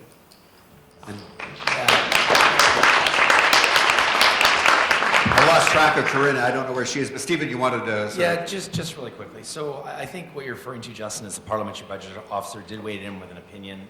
It wasn't the government of Canada. The government of Canada thinks it can make its targets, although if you take a snapshot, I would concede that if you look at the effort that's being done, it's exponential. So a snapshot in time may not indicate we're going to get there, but we will get there. We're committed to getting there. I will say this, though. I got to add an element of reality to what we're talking about. I mean, when you see Jagmeet Singh run around and say he's going to deliver pharmacare in 2020, he has no ability to do that, right? He can't. It's a provincial thing. When he says he's going to open up a hospital in Brampton, he can't. It's a provincial thing. Andrew Weaver, who is the leader of the local BC Green Party on Facebook, just the other day, talking to somebody I know, said, Wayne, I agree Scheer has no plan for GHG emissions. Frankly, neither does Singh. So I have a ton of respect for you, Justin, but the reality is, the practical realities that we face is we have to act, and we don't have time to talk about things that can't be done. We got to talk about things that can be done. We got to get a government that can be elected, that can get in there and move this faster than it's moving it now. And the only way to do that is support a government that can be elected. I'm just telling you, a minority government will not move the yardsticks on climate change in the way they need to be moved. That is a practical reality of the system that we have. So just to be clear here, Stephen is advocating for a government that's doing more than his own government is doing. Yeah, I am. First of all, I absolutely am. I'm quite happy to lean on my government. You've heard me on CBC, you've heard me on 1150. I want more action on climate change. So I can lean on my government to do that. I've got my government to do all sorts of things. I'm very proud of my record here as the MP, and I'm going to lean on the government again to do more for climate change. So that's my job as the MP. I just want to... Travis raised his hand, so I do want to give him a chance to weigh in on this. The fact is, the Greens have the strongest, credible, costed climate action plan within this room. We're not talking about getting to the 1.5 degree Paris targets, and your hand is up, Stephen. That's not true. And also, where was your private members bill for proportional representation if you were going to push for it? I'd love this debate to keep going, but we have so many people This is who what a want to debate ask. is. You should let us continue because this is, I think you should give us 5 more should let minutes. us Well, continue. I think that people have some questions that we should They probably. do. There's a lot of address. questions, and there's one at the microphone now. Where? This is a question for Stephen, please. Would you please explain how carbon tax works? My sense is there are a lot of people who are either for it or against it without fully understanding how it works. And if you could please give some specific examples in your explanation. yeah, sure. And I agree with you. A lot of people don't understand how it works, and they make jokes about it. We're just going to take money from us and then give it back. What do we achieve? What it does is it changes people's behavior day to day, right? So the way this thing's structured, especially for provinces that are getting the federal backstop, they're going to get money directly back from we're going to go around the premiers that don't care about this and give the money right back to the taxpayer. It's a little different situation in British Columbia. We've had it for 10 years. It is effective. And right now it's going to the NDP government. It's putting it into general coffers, and then it's using that money for social programs. So I'm okay with that personally. But how a carbon tax works, or pricing pollution, is that basically it changes people's behavior at the till every single day. And the way we've structured it, at the end of the year, they've done the math to figure out, what the average family of 4 will pay with this carbon tax, this price and pollution, and they get it back. In fact, 85% of Canadians will get back as much as they spent or more. So they get the money back. It just changes how they do things every day. They make smarter choices. And the economists all agree it's the most effective way to manage it. It's not the only way, and you can't depend on it to cover all your bases. So we're not. And if you go back to this Andrew Leach, I think it was Andrew Leach, I read it somewhere, just with our carbon pricing plan on the scale that we're going to ramp it up to, I think it's $50 by 2022 or 2023, I'd have to check. It won't get us to our Paris targets, but we've never said it would. It's all those other things in concert with that bedrock or that anchor of pricing pollution that will get us to where we need to go. I would say that yes, we're not going as fast as we would like to go because we're in a democracy. And I can tell you the Conservative Party of Canada does not want to have anything to do with this at all. All right. Well, welcome to democracy. She just wanted an explanation of how it works, and she asked you specifically. And I So answered. I think that we're safe to go on to another question. To be honest, there's lots of people all over here in the room. Stephen, the lady before me asked my question, but I haven't a clue what your answer was. How do I get it back? And how does it change my day-to-day purchase of things? Well, you're not going to get it directly back in British Columbia. It goes into general revenue, and then the province of British Columbia uses it for social programming. And You're getting a lot of time here, Stephen. well, you asked me a question. They're asking questions. Would one of the other candidates be able to answer that question? Because the carbon taxing question is not that difficult. And I think if we look at it, the way the government's going about doing this is they're trying to penalize your greenhouse gas emissions, right? That's what we're doing with carbon taxing. That's why we Make price smart pollution, choices, better right? choices, sure. I think that's what Tracy answer it.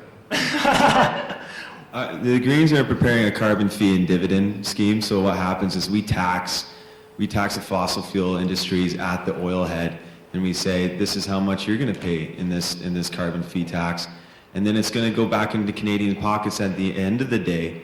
So it sends a clear signal to our economy saying we don't want it anymore. That's what the Greens are going to do. We're going to tax the companies so that money goes back in our everyday pockets. So it's not just a tax grab. It's an actual carbon fee and dividend project. Is what we're talking about. I guess maybe it behooves us to get everybody in on this now. John, do you have anything you want to say about that? Which then just trickles down to the consumer to pay more for the goods and services that they require, and especially the bottom 20%, the ones that can least afford it, bear the greatest burden of that tax. But they get it back. All right, Justin, you have a... Yeah, I'm just going to comment on something that Stephen just said. They get it back. Pricing carbon results in taxpayers getting this money back in one of two ways, either directly, as the Greens are proposing, or indirectly, through public services, through social services, such as what's happening in the province of British Columbia right So BC was the first province to implement carbon pricing, and that was done about 10 years ago. And we've reformed it a little bit over the last couple of years to use this as a form of revenue for social programs. So is it raising the cost of living? Is it targeting people? No. It's sure, it'll make you make different choices, as Stephen said, and I absolutely agree with that. But the idea of carbon pricing is no one's going to be worse off as a result. It's going into social programs, or you're getting it back. All right, Dino, one last comment there? Sure. And so we've had carbon tax here in BC for years, and I don't think that any one of us is going to be, whether we're elected or not, will be able to change what the BC government is doing, right? Everybody here is living with it. So a carbon tax, in my opinion, it absolutely is one of the most effective measures to help encourage consumer behavior, absolutely. But right now, I don't want to spend too much time on it because the BC government's already settled on the issue, right? All right, we have another question, I'm sure, standing by. Where's the microphone? Hi. Oh, Okay, hi. By the way, thank you all for coming out and making some time for this.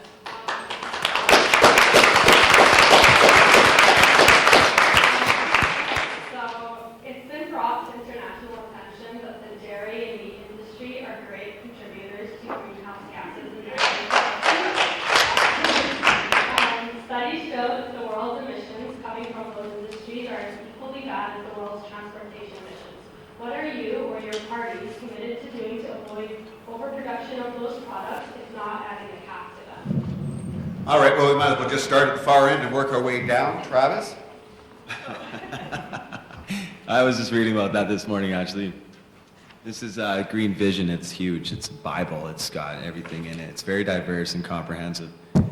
And it does cover agriculture and animals and the treatment of animals and the transition into better organic practicing and management when it comes to the dairy industry. And it does all boil down to we have to respect the science. So yeah, there's a huge problem with the methane production when it comes to, cows. And by the way, it's their burps. It's not their farts, just so people know. It's 98% of the methane production. And the thing is, methane, it's far worse than carbon dioxide. It stays in our atmosphere not as long as carbon dioxide, but it's like 10 times more toxic, and there's an issue with that. So the thing is, you need someone to go against the status quo and say, yeah, maybe a diet heavily based on meat isn't the way forward. And maybe we got to listen to Einstein when he said in the 20s that the next step of human evolution is the vegetarian diet. It's true. And I believe that we can move forward with that, but you're not just going to tell everybody to stop eating meat. But what we can do is help people make the right decisions by respecting the facts and the science and making people aware of it. And then we can see that transition. Thank you. All right, thank you, Travis. John, any thoughts you want to? Once again, this is going in the direction of taxation to increase the price of goods and services.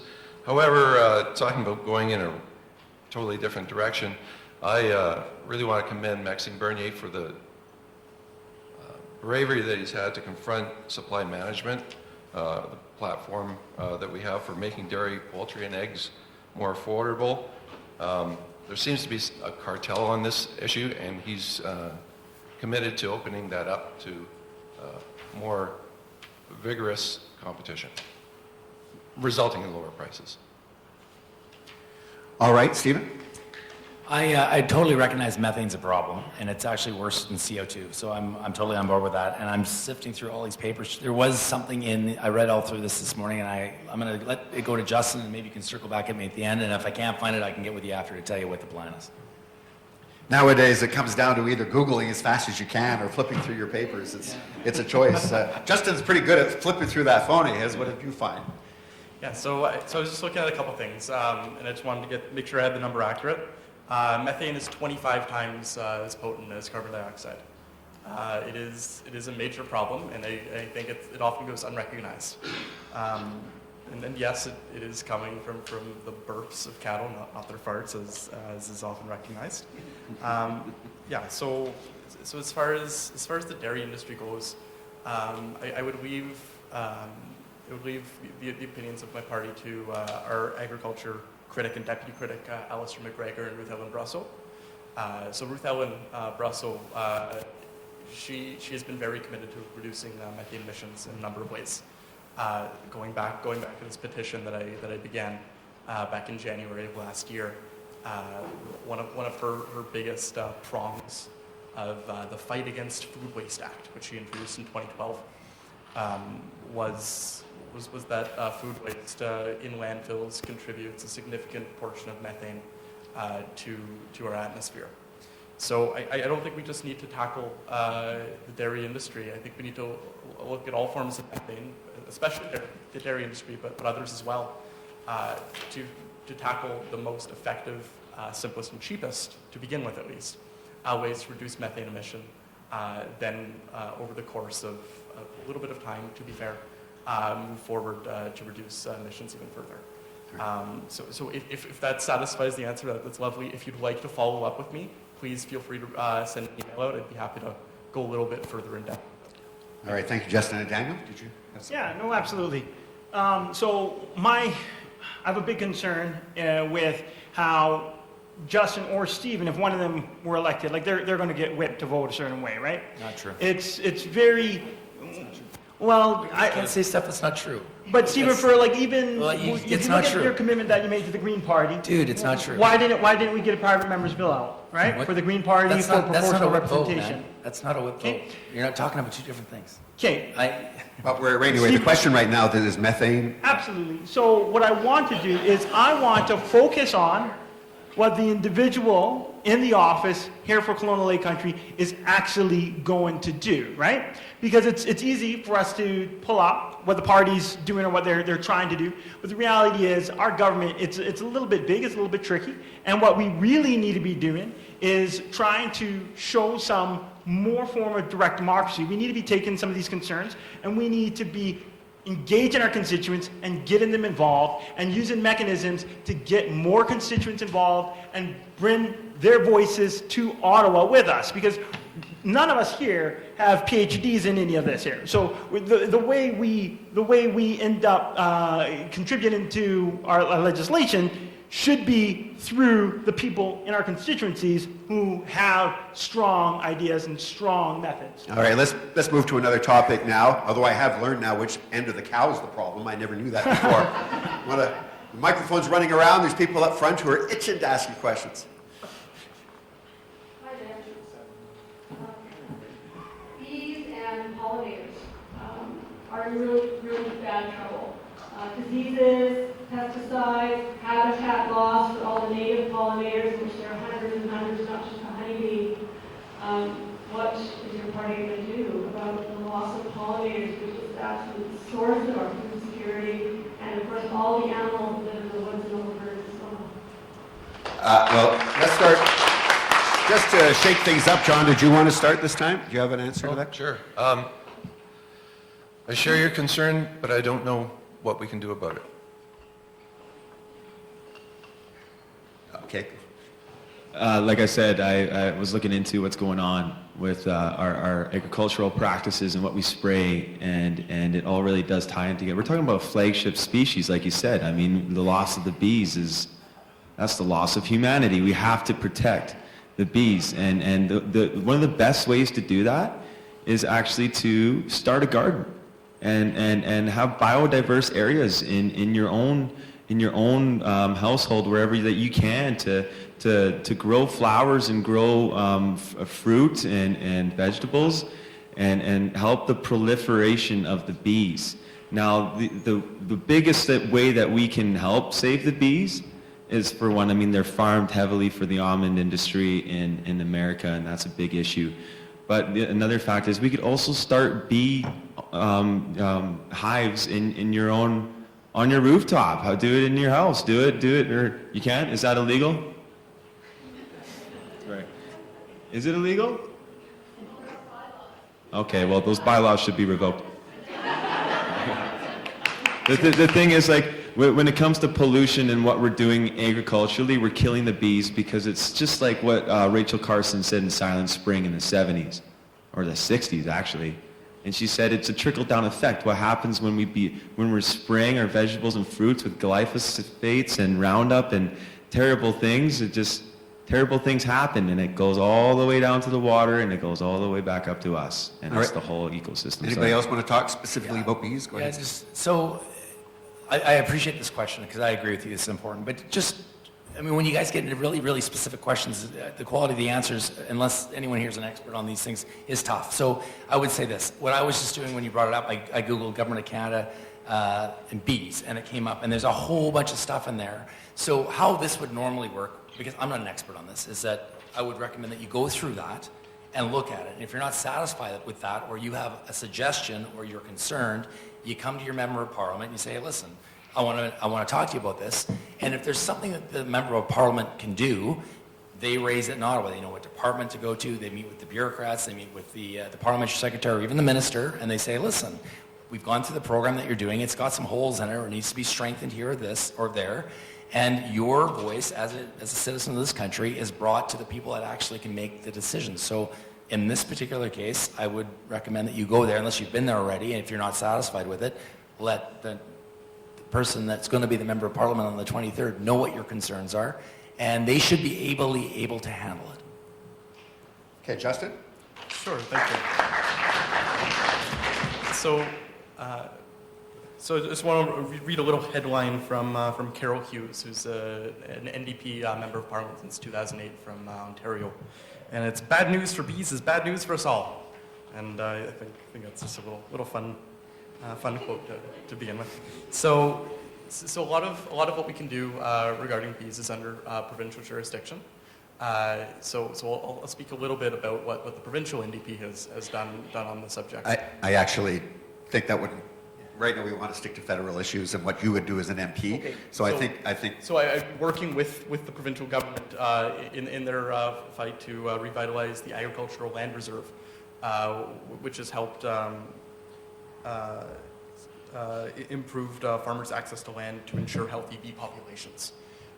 So the best sort of answer I can give on that subject would be to work with the provincial government in revitalizing the ALR, as well as listening to the evidence pointing to the decline in population of bees to prevent that. There's some good, the word is pollination protect or pollinator protection. If you look at that on the Government of Canada website, that'll give you an idea of what's being done, and you can assess the gaps. And we can Daniel, you want to? Absolutely. So any one of these candidates, if elected, is given a member's office budget. It's about $500,000 here for Kelowna a year, right?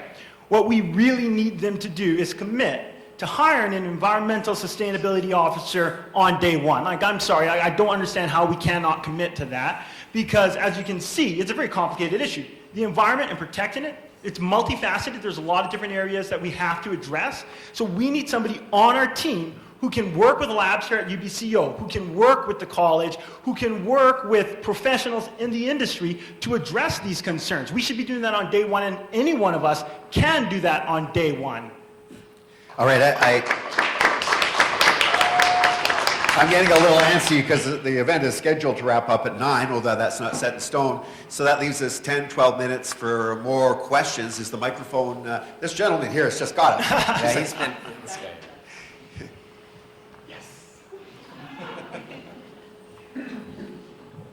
That's great.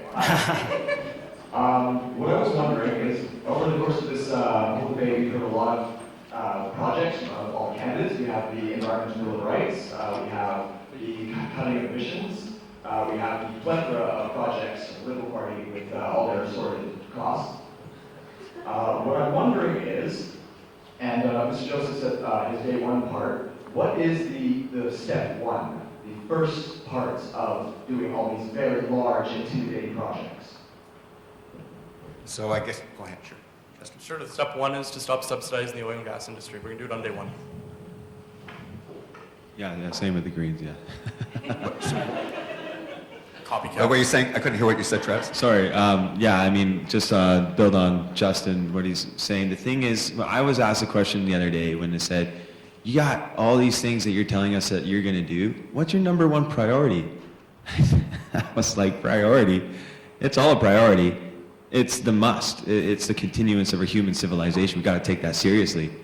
And we're not talking about destroying livelihoods. We're talking about changing livelihoods. We're not talking about making it uncomfortable either. We're talking about making it comfortable with the small amount of time that we have left until it all of a sudden becomes uncomfortable to deal with the climate crisis. But in the meantime, there's a climate plan that we have called Mission Possible. Check it out online. It's a 20-step, what we're going to do, how we're going to do it. Easy to read, action plan. Check it out.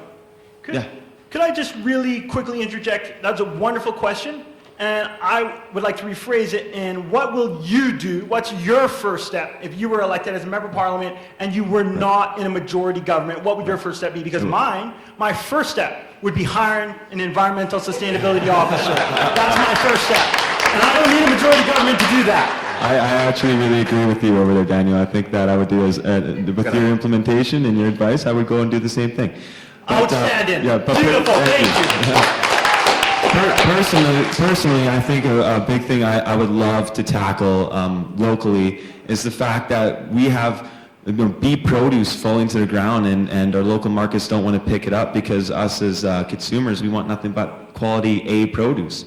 We gotta do something with that. We got hungry people. We got kids going to school, without proper nutritious food. So as your MP, what I would do is I would actually create a nationwide contest to make a 5-recipe book that's regional for schools to use to help the kids because they want to be a part of that solution. Future chefs I'm talking about. To go out there, because who's going to pick it up? Who's going to process it? It's a big deal. Someone's got to go out there and have fun doing it and feed the nation at the same time. Because the $500 billion worth of food that we've wasted in BC can feed all of Canada. And that's the first thing I would do. All right, so the question, just to review, is what would you do first? Do you want to tackle that, Justin? Sure. Building off of what Daniel and Travis are saying, and a little bit of a different wording, we've established an independent environmental accountability office, and this is something that we would hope to continue on throughout all governments into the future, regardless of who's in government. We're going to want everybody to be accountable to an independent officer for environmental accountability. All right, John, do you have something you'd like to say if you were elected, what you'd do first? Yeah, I'd look at funding or helping to fund the new technology for transporting bitumen as a solid. I was just reading about that the other day and I wanted to get involved in that. I thought that's a great idea. And Stephen? Well, as I mentioned earlier, there's a national housing strategy, a $55 billion program to help the provinces with housing. It's a provincial responsibility, but the provinces can't deal with it on their own. $35 billion is coming from the feds, $20 billion is coming from the provinces, and there's a whole bunch of new programming. So some of the existing programming, we've been topping that up because we didn't need administrative funnels to get money to provinces or municipalities, and we built a couple of new funnels. So we've got a housing problem here. And I know what's coming down the pipe here. So one of my big challenges or one of my big priorities would be to get in the door and make sure that we get our fair share of that money. The other thing that was being worked on just when I was leaving was there's a massive airport expansion/renovation project. It's about $100 million. There's going to be some money, potentially, not for sure, available for that. But what's the first thing you will do, though? Well, I'm not answering your question right now. That's what I'm doing. No, but that was his question, right? So I'm going to go after that housing money, and I'm going to go after trying to get some money for our airport. All right. Now we have time for one more question. Is that right? That's the word I'm getting. No, this is a question for Justin, but it's also for the other candidates except Tom. When you were asked if you would like to have a debate, and John brought up that sort of subject, you said, let me be the first to refuse. And that sort of indicates two things. First of all, they do think that all the other candidates, with the possible exception of John, will refuse such a debate. Yes. The second is that it shows to me, anyway, that you have no confidence in your actual beliefs, that you're assertive, because you don't think they can stand the pressure of a debate. This, in a university, that should be encouraging debate on those subjects. Frankly, I think you should be ashamed of yourself for refusing to debate, and I think that shows that you have no confidence in what you're saying. If I may, I just want to recognize that I just want to recognize that regardless of your beliefs, climate change is going to affect us all. It doesn't matter if you believe it to be real or not. Regardless of your beliefs, climate change is a fact.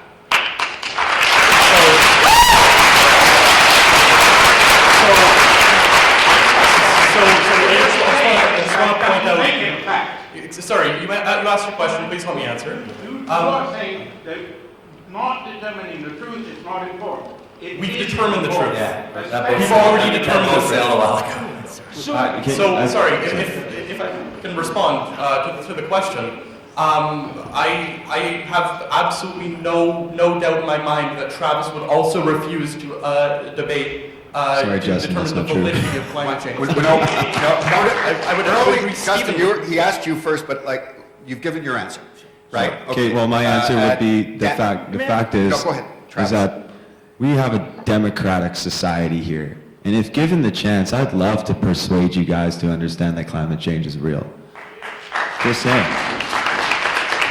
It doesn't mean that, we can't just, that's the thing.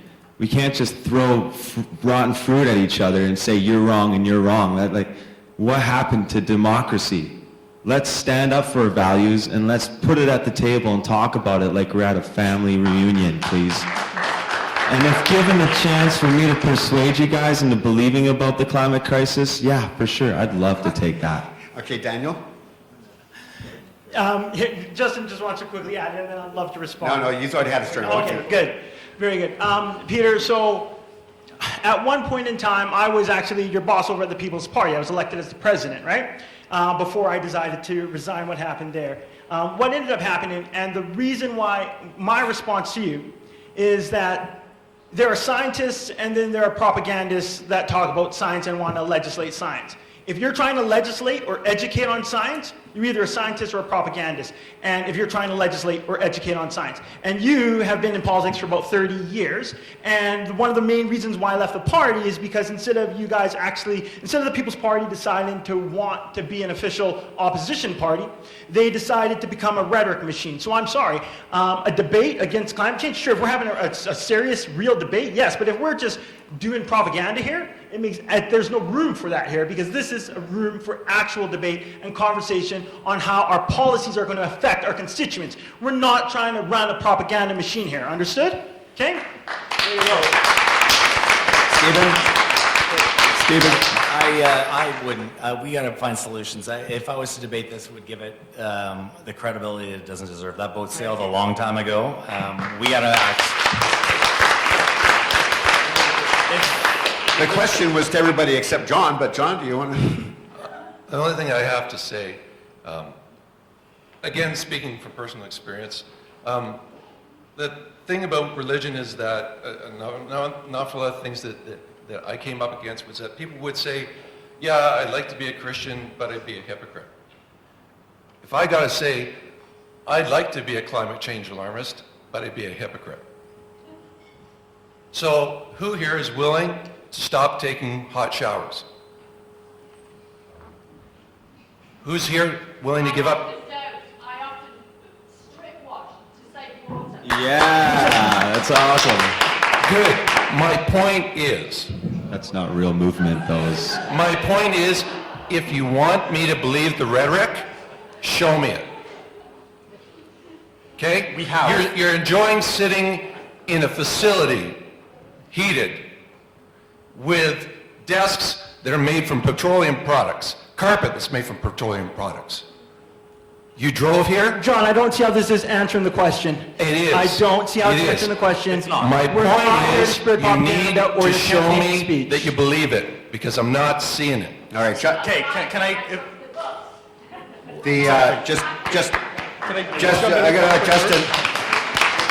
I'm gonna let Justin have the last word on this one, since he kind of got Thank you. aimed at. And I just have one final thought that I may not have expressed clearly enough. And I just see no reason to validate a debate on the validity of something we've known about for decades. Why not debate fairies in the garden? Pardon me? Why not debate fairies in the garden? So I believe that Why not is... debate fairies in the garden? Absolutely. Why not debate that? Exactly. If we want to debate things... You that- invited us to like a household debate. It was like a discussion. I think would be fair to say, hey, let's go persuade these people. That's what democracy is about, is having a conversation. And the thing is, if we can't talk about our values, whether if it's not true or not, what do we have at the end of the day? And I understand it's frustrating for a lot of people to have climate disbelievers in this room. Well, let's look on the other side and say, well, we have to make them climate believers, and we can do that. When these guys argue about it, I'll be looking for solutions. All right. And on that note, I mean, I understand that. I'd like to thank all of the participants for coming out tonight, who did come out tonight, to discuss these environmental issues and their constructive thoughts and the way that they behaved during the course of the debate. And thank you guys, too, for coming in and being so constructive. I'd also like to thank Karina Thompson, the main organizer of this event.